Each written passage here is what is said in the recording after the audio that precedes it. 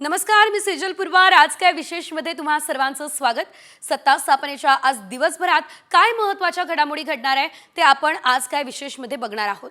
आणि पहिली बातमी सत्ता स्थापनेसंदर्भातलीच आहे। मुख्यमंत्री एकनाथ शिंदे आज राज्याच्या मुख्यमंत्री पदाचा राजीनामा देतील अशी शक्यता आहे।